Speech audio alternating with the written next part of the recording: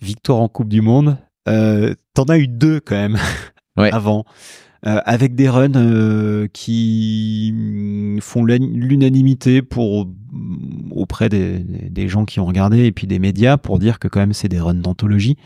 Un petit peu comme le run de Lourdes. Et qui nous ont scotché, enfin on a tous regardé ça, Val d'Isole quand même sur une des pistes les plus gnarly possibles, et les jets dans des conditions incroyables, enfin de merde. Est-ce que tu arrives à maintenant, avec un petit peu de recul, à décrypter ce qui s'est passé pour toi? Comment est-ce que ça a fait pour cliquer avec autant de paramètres à gérer? C'est quoi le recul que tu prends là-dessus? Au final, si tu veux, c'était... ça me convenait simplement, en fait. Parce que je pense que j'ai bien évolué côté technique, pilotage, du coup, cet hiver. Parce que je me suis concentré beaucoup là-dessus. Tu vois, je voulais juste rouler, me faire plaisir et rouler. C'était vraiment ce que je voulais tout l'hiver. Et donc après, pour le coup, le côté physique, un poil mis de côté. Et donc, c'est pour ça que j'ai peut-être un peu galéré aussi en début de saison. Mais je regrette pas du tout parce que c'est ce que j'avais besoin. Au final, ça m'a fait grandir. Et je suis encore, mine de rien, dans ma phase de reconstruction. Et donc, tu vois, en arrivant à Val d'Isole, j'étais content déjà parce que c'était une piste dans la pente où c'était que de la technique. Il n'y avait pas d'histoire de relance parce que je l'avais mal que ça revenait à Léogang. Je commençais à reprendre du rythme et j'étais content d'arriver à reprendre. Vraiment, je sentais de la vitesse. Et bon, je fais pas le run qu'il faut, mais tu vois, genre j'avais les glandes parce que je m'étais fait ouvrir sur la motorway parce que le vélo, on n'a pas pu trouver ce qu'il fallait pour le faire avancer et en même temps trouver du confort. Donc on a optimisé le confort pour le reste, mais ouverture totale. Et ça m'a rendu fou parce qu'à Fort William c'était pareil. Et tous les plats, pareil, le plat de la Pologne, je me fais ouvrir alors que je m'arrache. Et tu vois, donc là, j'étais content. Je fais putain, c'est bon, là, tu vas voir. Genre Val d'Isole, il n'y a pas un pet de pédalage. Ça va être du bonheur. T'as pas utilisé les petits boutons sur le guidon? De toute façon, je les ai pas. Donc, des fois, on essaye de faire des choses, mais on n'est pas du tout au point encore. Ce qui est frustrant, mais bon. Et du coup, c'était exactement ça. Tu vas voir avec leurs boutons, ils peuvent se les mettre dans le cul. Là, pour Val d'Isole, tu vas voir tes boutons. Donc, pour vous qui nous écoutez, on est en train de parler des boutons qui sont sur le guidon de Loïc, dont on a très largement parlé, sans forcément arriver à avoir tous les détails. Mais les boutons qui sont sur le guidon de Loïc avec les suspensions Öhlins. Voilà. Bon, donc Val d'Isole, pas de boutons. Val d'Isole, les boutons, tu peux les avoir, mais ça va pas autant t'aider à d'autres endroits. Donc simplement plaisir, je me suis régalé. On a rapidement trouvé un réglage où j'étais confort. Et moi je marche un peu comme ça. Si je me sens bien sur le vélo, j'arrive à monter en puissance. Quand tout s'aligne bien avec le vélo, généralement je me fais pas trop de soucis que j'arriverai à bien rouler. Et je me régale juste et j'ai pas besoin de me concentrer à me prendre la tête, putain, à trouver un réglage. Donc, on trouve un bon réglage assez rapidement et je me régale. J'ai le temps de prendre le temps pour regarder les lignes. Ça pleut, c'était un peu galère. Le premier jour, c'était un truc de malade. Des trous énormes. Franchement, galère. Mais écoute, ensuite, galère le jour de qualif semi. Je fais 4 en qualif et je gagne quand même la semi. Et donc là, c'était incroyable. Enfin, tu vois, je sentais que j'étais de retour. Mais parce que tout s'alignait, les conditions, tu vois, c'était une piste technique dans la pente où c'était que de la technique, donc moins d'engagement. Tu pouvais pas engager. Tu peux pas engager quand c'est humide.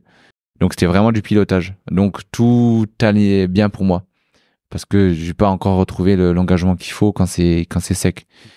Je le retrouve petit à petit dans la saison là. Et donc pour la finale, mais stress de malade, partir dernier. Donc je me lève le matin, je tremblais déjà. Je tremblais, boule au ventre, horrible. Genre ça faisait longtemps, tu vois, que ça m'était pas arrivé. Et donc là, wow, putain, donc trop en stress, je mange, vite, faut que j'aille au pit, les trainings se passent, donc je redescends un peu, tu vois, je me concentre, ça se passe bien, et là, pareil, donc tu repars à la fin de tes trainings, tu vois, on finit à 11h, et quand tu passes en dernier, tu passes à 15h30. Donc t'as quand même le temps de stresser. Et là, je suis reparti en stress total. Putain, c'était horrible. Donc je retourne à l'appart, je sors mon cahier de sudoku, je fais mes sudoku pour m'occuper l'esprit. Et ensuite, dans la montée, Thomas, mon mécano, m'a jamais vu autant stressé. J'étais là, putain. Et puis du coup, j'étais quand même deg parce que donc ça avait séché pas mal pour les entraînements. Donc c'était folie. Et donc j'étais content, tu vois. Et là, donc moi, quand je monte pour mon run, Dak est déjà arrivé en bas. Et Loïc aussi. Je sais pas ce qu'il avait branlé. Et je vois que Loïc est genre 3 secondes derrière Dak. Je fais putain, il a dû rouler le Dak. Et là, ça commençait à faire de la bruine. Et tu vois, mais de la vraie bruine, tu vois. Et en haut, putain, c'était la vraie bruine costaud. Juste un petit aparté, mais toi, tu veux avoir les infos quand t'es en haut ou quand tu montes, tu veux avoir les infos de qui fait quoi Pas forcément. Non, parce que là, au final, je me suis juste dit, putain, si Dak a mis 3 secondes à Loïc, c'est qu'il a dû sacrément rouler, quoi. Il a fait un sacré temps. Ouais. Donc je fais bon. Essaye d'oublier. Donc ça, tu sais, ça bruine sévère. Je regarde un peu, tu sais, t'as les œufs qui passent au-dessus de la piste. Je regarde un peu. Je vois Chapelet qui fait clac-clac 2 bons virages. Je fais, c'est bon, ça tient. Et je regarde même pas le reste de ce qu'il fait, quoi. J'arrive en haut, je fais tout mon échauffement, bam, bam, bam. Et donc, tu sais, genre, je suis quand même bien focus dans mon échauffement. On était à l'abri et tout. Et plus ou moins, quand donc je me relève pour partir vers la cabane de départ, là, je me rends compte que le sol, c'est vraiment spongieux, quoi. Je fais putain. Donc, tu vois, on a fait un petit brief quand même avec les rufs qui avaient bien regardé et tout. Et l'optique, c'était vraiment d'assurer le premier dévers en racine qui était chaud. Parce que je tenais la ligne du haut, donc c'était bien racine, bien humide. Et c'était assez tech. Et je savais qu'à partir de ce moment-là, si je passais ce passage, c'était bon. J'étais toujours calé dans les ornières ou quoi que ce soit. Donc je pars, je fais mon dévers, nickel, je fais voilà, c'est bon, ciao. J'ai fait mon run, franchement, je me suis régalé, c'était fou. Vraiment du bonheur dans mes lignes, à rouler. Et écoute, j'arrive en bas, devant, donc incroyable, pas les mots, explosion, quoi. Est-ce que tu fais partie de ces gens qui se réveillent en quelque sorte une fois la ligne d'arrivée passée, ou est-ce que tu es pleinement conscient de ton run? Non, totalement. Totalement, complètement inconscient pendant le run. Okay. Enfin, quand tu roules vraiment bien, quand je roule vraiment bien et que je suis vraiment concentré, tu captes pas ce qui t'arrive. Tu captes pas ce que tu fais, tu captes pas les bruits. Tu roules et ça se passe. Et quand tu fais un bon run et que tout va bien, t'as l'impression de voler sur la piste et tu passes la ligne et tout. T'es là, tu reconnectes un peu. Et c'est ce qui m'était arrivé, tu vois, je me retourne. Je vois que c'est vert. Et là, incroyable. Et ça fait vraiment le retour, là, tu sais, tu replonges dans le moment présent. Et ouais, tu réalises que t'as gagné. Et ouais, c'était fou parce que c'était pas gagné, c'était pas espéré, je pensais pas pouvoir regagner cette saison, tu vois. Comme c'était profilé le début de saison, je me suis dit, bah là, c'est chaud. Mais ouais, j'ai pu réitérer avec la victoire, donc incroyable. Et puis comme si c'était pas assez, léger, quoi. Du coup, ouais, léger. J'arrive léger, je me dis, bon, écoute, en France, génial. De toute façon, je sais qu'ils vont être bouillants, les Français. En France, les Français, c'est terrible. Donc, de toute façon, moi, au Véral, j'étais loin. Je me dis, je viens là pour m'amuser. Moi, j'ai fait ma saison. Je voulais revenir. C'est là d'avoir gagné. C'est la victoire de ma vie presque. Donc, je vais m'amuser. Je vais continuer de progresser. Si, tu vois, sur le sec, sur l'engagement, il fallait que je roule encore.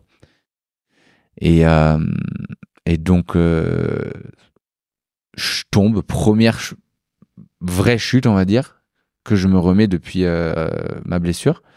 J'avais déjà fait des glissades, mais là, on parle de glissade et éjecte, tu vois, donc bonne chute. Et donc, ça me secoue un peu. Mais au final, donc, j'étais content de l'apprendre. Tu comprends que tu peux retomber. C'est la première fois que je comprenais que je pouvais retomber, donc ça te rassure. Ça fait du bien. T'es là, c'est bon, je suis tombé, j'en suis mis une belle, quoi, et tout va bien. Donc, génial. Donc, tu vois, encore un step dans le process de valider. Et cool. Et donc voilà, jusqu'à présent, j'avais pas trop performé sur le sec. Et là, semi-finale, je fais 2. Donc, content, tu vois, je confirme un peu quand même ma forme. Mine de rien, mon retour, c'était vraiment important pour moi d'arriver à confirmer sur le sec. Donc, très content. Et là, ça se met à faire déluge après nos entraînements du dimanche matin. Enfin, du coup, c'était samedi, la finale. Donc, on fait nos entraînements sur le sec encore. Donc, tu vois, j'étais content, je roulais bien, bien repris du rythme et tout. Et là, ça se met à faire un déluge. Et là, je regardais le live des femmes et je les voyais toutes tomber. Toutes dans des fameux dévers, là. Ouais. Et là, je me suis dit, c'est un carnage. Donc, je monte là-haut. Donc, on se prépare au plus possible pour la pluie. T'es grosse veste, gros KO. Parce qu'en plus, t'es sur le télésiège pendant 20 minutes là-haut. Oui. Donc, tu sais, tu te mets dans un mood. Je me suis mis vraiment dans un mood où, let's go, on va se régaler dans la flotte, quoi. C'est juste ça. Et du coup, on monte, tu vois, tout sourire, un peu, pas la fleur au fusil, mais vraiment, on part à la guerre en rigolant, tu vois. Ouais. Et donc, il y avait quand même, tu vois, les rufs, il y avait Gate qui a fait toute la piste à pied pour regarder qu'est-ce qu'il craignait ou pas. Tips qui était en bas, qui regardait le live, qui faisait, tu vois, des rapports. On n'arrêtait pas avec les relations avec Arthur. Voilà, on va changer les setups. On a tout changé sur le vélo. On était là-haut, là, avec Tom. Moi, je m'échauffais, lui, il changeait tout sur le vélo. On a tout changé. Genre, on a mis tu vois, je voulais partir en cut. Au final, on a mis les fulls. On a changé de la rigidité. On a assoupli au max. Les pressions de pneus, de suspension. Et donc, et j'étais là-haut et j'étais trop bien, tu vois, parce que je chantais que je me sentais trop bien. J'allais m'amuser et je me sentais bien. Je sentais que ça allait bien se passer. Et tu vois, il y a tout qui était en place. J'étais prêt, on était prêt pour la pluie. Je voyais les autres à côté de moi. Ils étaient en pneus secs. Et je comprends pas. Genre, Lucky, il part en pneus secs. Genre, je fais, mais il pleut depuis 3 heures. Qu'est-ce que tu branles? T'es au moins des cuts. Et Dak, il était avec des cuts. Dakota Norton. Ouais. Et tu vois, il y avait ces mecs-là il y a beau. Enfin, j'étais voir Michou aussi, Loïc, tout ça. Et ouais, c'était un peu Michou bien. Mitch. Ouais. Rémi Thirion. Ouais. Bien, tu vois, l'esprit un peu. Ils avaient l'air un peu plus affectés par la pluie. Et c'est fou comme mentalement, tu vois, Ronan était excité de malade. Genre, moi j'étais un peu comme Ronan, j'étais vraiment chaud, tu vois. On savait qu'on allait se régaler. Ronan Dune, irlandais, donc. Lui, il était bouillant comme tout. Et tu vois là, donc il roule, il y tombe là-bas, premier virage, malheureusement. Oui. Mais je crois qu'il avait sacrément roulé quand même, après. Ouais. Et puis là, dans la boue, il confirme encore. Et gros client, tout court, mais gros client sous la pluie encore. Et donc je pars. Et du coup, moi, j'avais caché, enfin, pas caché, mais j'avais donné mon masque à mon mécano. Et tu vois, genre, petite surprise du masque blanc. Et donc, quand il le sort de la pochette, genre, il me regarde, il fait, ah ouais. Et genre, tu vois, il avait compris le message que. Le masque blanc, c'est masque blanc. Ouais. Bah, dans la boue. Ouais. Tu sais, c'était un peu de l'arrogance, tu vois. Ouais. Et ça peut cliquer comme pas cliquer. Mais là-bas, il y a tout qui s'est aligné et ça a cliqué. Et je me suis régalé. C'était un run incroyable dans la boue, tu sais, mais vraiment de la pluie de malade. Tu sors de la gate, tu fais 3 mètres, t'es trempé, quoi. Et c'est des trucs de fou, c'est des sensations de malade et j'aime bien ça. Donc, ça a cliqué, OG public de fou sous la pluie, c'était incroyable. Donc, ouais, après, le run est génial et puis léger, quoi. Là, français, gagner en France, OG, c'est génial, quoi. Ouais. Justement, tu parlais du public. C'est quoi pour toi la contribution du public et des fans, justement, au fun que tu peux avoir au départ? Est-ce que t'es affecté par ça? Est-ce que tu arrives à en faire abstraction? Ou est-ce que ça t'énergise? Je pense que c'est bien, c'est génial. Tu vois, le public en France, ça t'énergise, comme tu dis. Tu sens la bonne vibes de tout le monde, ton public qui est derrière toi, tu vois, ils sont toujours là à t'encourager, à te demander des photos, des autographes et tu sais, ça fait plaisir et c'est touchant et ils veulent qu'un Français gagne, tu vois, donc ils te poussent. Tu sais, tu sens que ça leur tient à cœur et du moins tu le sens, tu le ressens au fond de toi, tu vois, et forcément ça t'énergise. Et tu vois, l'an dernier, Loïc qui gagne ici en France, cette année Benoît, cette année moi OG, l'an dernier Benoît OG. Ouais, y a ça un truc empile quand même, ouais. Tu vois, les championnats du monde, Loïc, enfin le triplé, genre le triplé, tu vois. Ouais, mais vous connaissiez la piste. La piste. Ouais, sacré David. Il est venu nous donner les lignes, apparemment. Et en plus, au Jet, il y avait cette année, il y avait un truc génial qui était Thomas aussi, Stack. Thomas, Rémi, ouais. Greg qui a fait péter. Greg, ouais. C'était un magnifique podium. Non, ouais, c'était fou. Et ouais, d'être. Putain, Thomas, c'est très très bon ami depuis longtemps, très longtemps, depuis qu'on est junior. C'est là qu'on s'est rencontrés. Et on avait fait notre premier podium ensemble.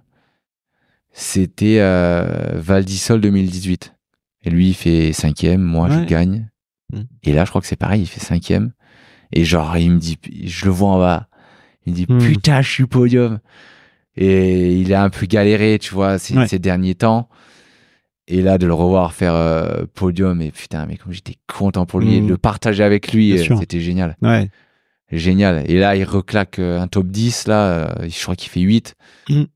Rémi 7 aussi, tu vois. Donc, je suis trop content pour eux. C'est des personnes en or, donc je suis trop content pour eux. Et pilote discret aussi. Ouais, très discret, très humain. Et c'est bien des personnes comme ça. Ouais. Ça fait du bien, tu vois, tu sais que tu peux leur parler.